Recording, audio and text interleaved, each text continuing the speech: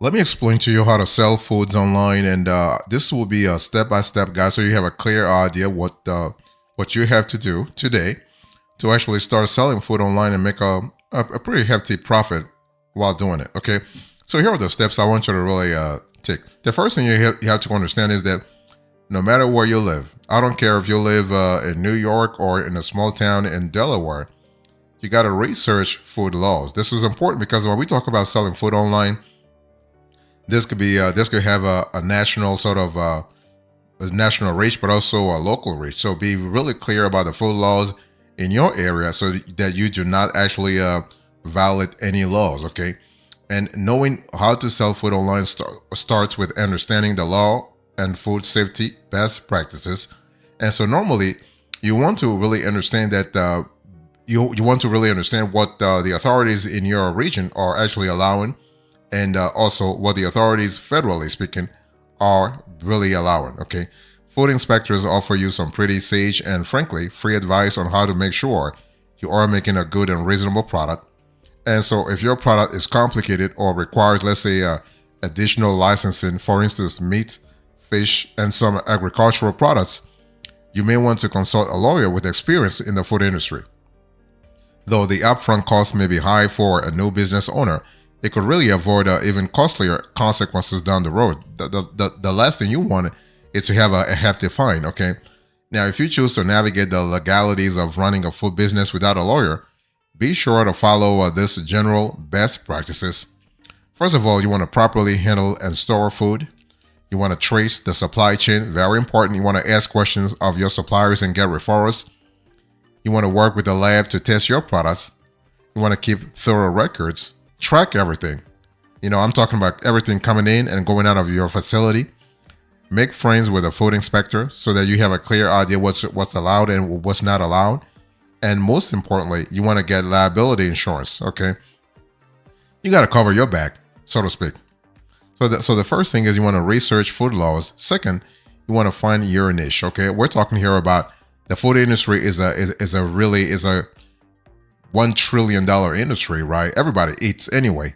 So you want to pay attention to what kind of a niche you want to get into. So you want to have a clear idea about food trends, either locally or nationally or statewide. You want to think about also the fact that you want to maybe read, for instance, some food blogs, maybe watch some YouTube videos to know what's working and what's not working, right? Everything revolves around your niche, your target audience, what your potential customers love, and what they're willing to buy. So some lower investment ideas include candy, packaged snacks, canned and pickled products, dried herbs, baked good ingredient kits, bulk nuts and seeds, raw ingredients. You have curated resale, and you also have coffee and tea. So that's really cool. Boss, welcome back to the show. It's really a pleasure to have you here. Make yourself comfortable. You are going to enjoy today's conversation.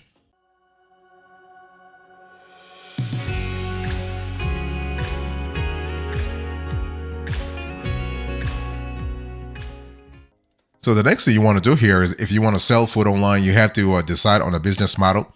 And we are speaking about two business models that really have proven really profitable in the last few years. So you have produced, and then you have curated. Okay. So when we talk about produce, let me first explain that. So producing food products to sell. So this business model refers to producing food in either a home-based business or a commercial facility and selling it directly to consumers. So that's what they call DTC. That's what experts call DTC, direct to consumers. You may choose to handle the full supply chain and be personally involved in production, or work with a third-party manufacturer that actually produces and packages a recipe to your specifications. In this model, you may also expand your selling channels and consider wholesaling to other shops. This is kind of cool. Now, this is important. Many regions have cottage food laws that allow you to produce certain food items in a domestic kitchen without meeting the same requirements as commercial kitchens. So if you are going to do this in whatever U.S. states you're in, be sure to look into each state's cottage food laws, as they can really differ by region. And then we have curating and reselling food. So this model involves reselling by curating other brands' products under your own banner.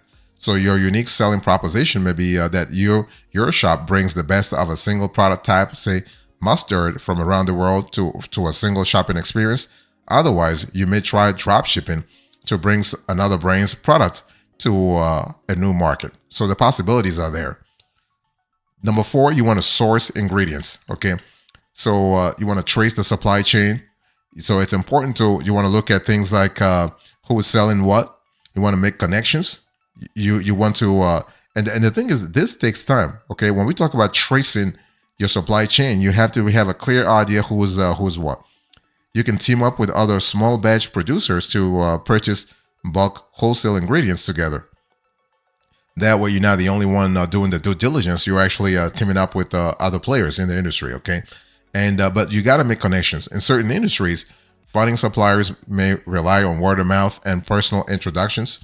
The founders of certain industries, of a certain niche, or certain companies in certain industries, they only talk to folks that know things, folks they know, or folks that know somebody they know. So that's really important to have this sort of connection. Boss, I want to quickly remind you of today's topic. We are having a conversation about how to sell food online.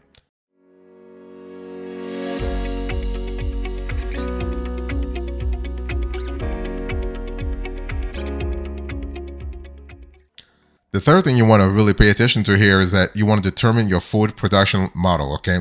And so either you want to sell from home, or you want to rent from shared commercial kitchens, or you can set up your own commercial facility. I mean, or you can work with an existing manufacturer. It's all about your vision. It's all about your resources too. And the strategy you want to really bring to the market when it comes to selling your food online, okay? When we talk about selling food from home, well, some food items can legally be produced and sold right from your domestic kitchen, but look into the regulations surrounding your chosen product. In the US, for instance, the FDA requires you to register your home-based business as a facility. You may need to make upgrades to your home setup, such as improved ventilation. Be sure to secure the required license to sell food from home in your region. You can rent from shared commercial kitchens. So many facilities offer a shared or a co-op kitchen space that you can rent hourly or monthly, depending on your production needs. The benefits are you have reduced cost, less paperwork, and shared knowledge. You can set up your own commercial facility if you have the resources, as I said a little earlier. So you have a full autonomy, and you can start from scratch with this model, building a facility that meets your needs from the start. This is the most expensive option and one that requires due diligence. You are responsible for ensuring your facility meets code and is properly licensed. And so this is kind of important to understand that you are responsible from A to Z. Or you can work with an existing manufacturer. So this option is great for hands-off entrepreneurs who are more interested in the business than the production. It's a safe option for industry newbies too, as the manufacturers should already be versed in food safety and regulations. While the idea, recipe, and brand are all yours, the execution is left to the pros. Then you can build your brand. That's the next step. You want to build your brand. And this here, when we talk about building a brand, we are talking about advertising, marketing, we're talking about communication, okay? Building your brand starts with a great story and a strong perspective. And those elements inspire everything from your websites to packaging design. And so when we talk about selling food online, this is a practice that's especially challenging because the most important decision-making sense, taste, cannot be accessed. Because customers cannot sample your product, branding is especially important. So package design, photography, website, product page, and copy need to work together to tell your story and help customers imagine how your product might taste. Okay, and this requires some kind of a stretch here. And you also want to understand the labeling laws in each country or region where you sell your product, so that you can stay actually out of trouble.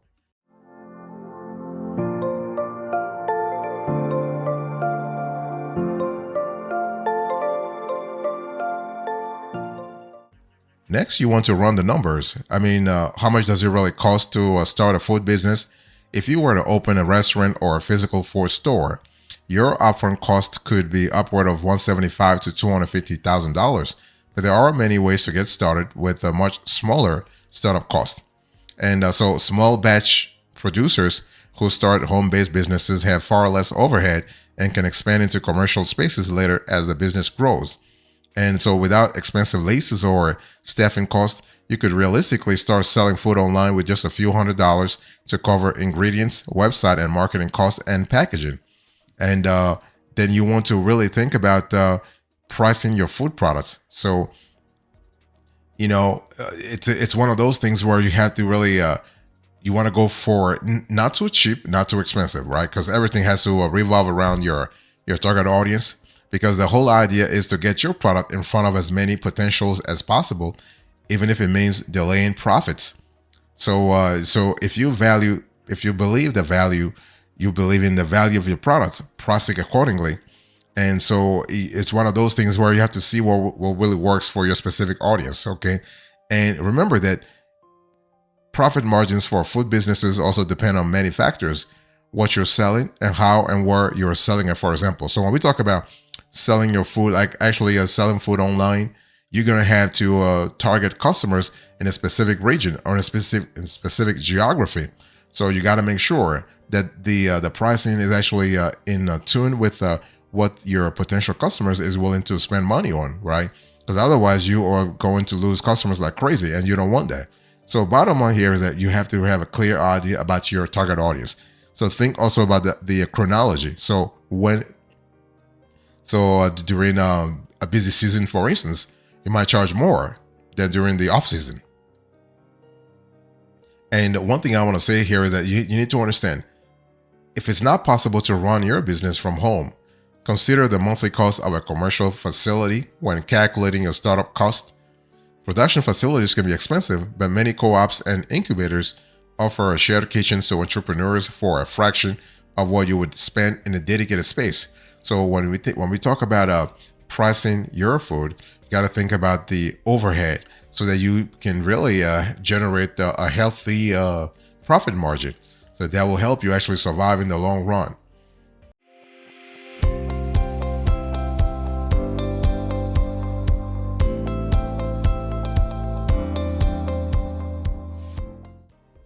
Next thing you want to do here is you want to set up inventory management. So inventory management is quite essential, okay? And so basically you want to investigate the inventory tools available in the online. You want to have tools that integrate with your store to help you sell online. Use batch numbering or barcodes to keep inventory organized. Educate your team on your inventory management best practices. So you need to really understand that the shelf life on most of the companies or most companies' products, it can be maybe a few days going all the way to a few months. It really depends upon what you're selling. Okay, so you want to set up inventory management. You also want to plan for growth and product development, and these things happen but way before you actually have the growth. Okay, so when I talk about growth, you need to understand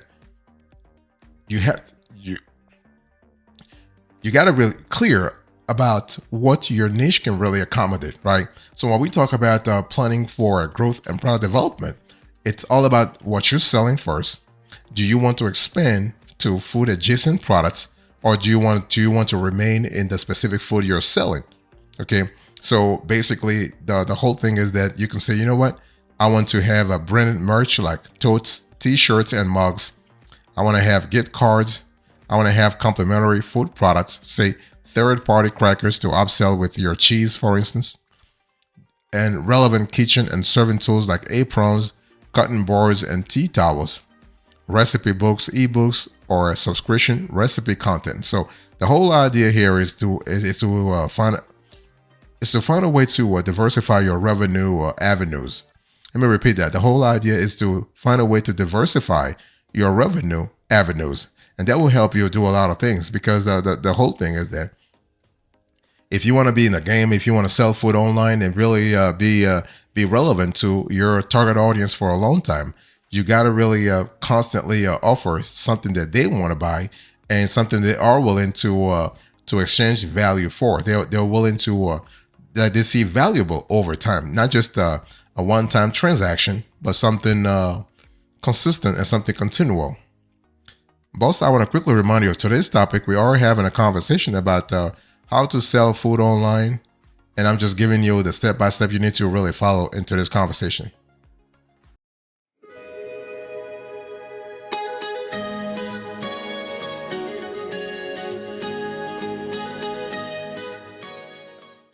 Next, you want to set up shipping. So when we talk about setting up shipping, we're talking about having a clear idea about how people will actually will receive your meals. And so it's one of those things where you have to understand shipping food carries additional challenges, especially when it's shipping outside of the country. When you are exporting food, there are a series of foods whose export is regulated under commodity legislation. Those have their own rules. So look into whether your product is subject to specific laws in the countries where it's shipping to and from. And consider as well the potential restrictions on your product in its destination country. Technically, once products are in the shipping stream, they become the problem of the purchaser, but a poor customer service experience can be bad for business. So you want to mitigate the customer's ultimate frustration by actually immersing yourself into the laws where you ship, right? And so packaging and shipping fragile or perishable items, you want to look into that to make sure that you are on the right side of the law here as well. Let me break it down for you. So many food items are fragile or packaged in fragile packaging. As such, they may require extra shipping materials to offer enough protection from breakage. So factor in the extra cost of materials, shipping weight, and staffing time when setting up your shipping and handling rates. And products requiring refrigeration, for example, they're not ideal for cross-border shipping. And so basically, you can also work with carriers that use refrigerated vehicles or opt to only ship and deliver locally. And what about order pickup and local delivery? Well, if you are selling an item that simply cannot be shipped by post, say cupcakes slathered in fluffy icing, for instance, consider alternatives that still allow you to sell food online. Offer online options to customers who pre-order your product, in-store pickup or local delivery. And so this is really, really good. I mean, this was a great idea, like in the last few years during COVID, for instance. You know, a lot of retail stores pivoted to selling food online and set up contactless curbside pickup in lieu of in-store shopping. And so this is kind of cool in terms of looking for avenues for revenue. That's what I was just telling you. Avenues for revenue. You are constantly sort of making sure that you are on the right side of the law, and you're constantly one step ahead as to what's really happening in your industry. Next, you want to choose your sales channels. So when we talk about sales channels, we're speaking about building your website, for instance.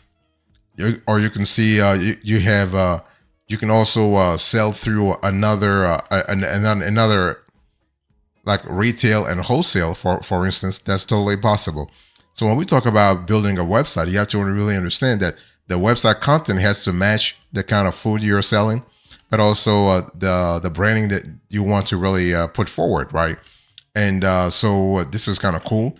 And but you want to pay attention to food photography. This is important because food photography plays an important role in terms of enticing your potential customers from buying from you. Because remember, they're not tasting your food, right? They got to have something else to actually be interested in your food.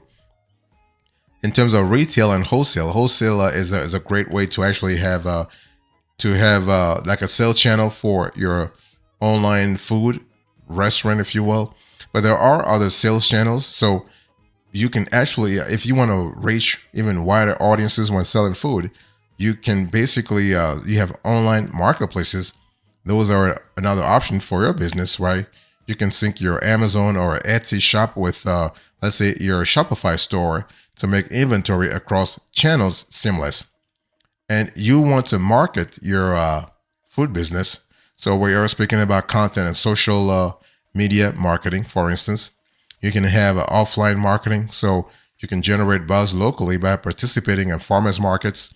You can run a pop-up shop. You can partner with restaurants or other complementary brands to host a tasting event. You can host a private dinner for influencers. You can periodically invite customers into your process, like brewery or factory tours, and you can launch your brand at a consumer food and beverage expo. And there are other ways, other ideas for food brands. For instance, you can send product to food influencers. You can partner with complementary brands to run a promo or develop a limited time co-branded products. You can incentivize reviews and user generated content.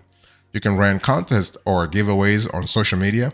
You can sponsor an event by providing your products as a part of the catering offering, and you can create the gated recipe content for subscribers only. So the cool thing here is that you have a lot of ideas to monetize your online food store.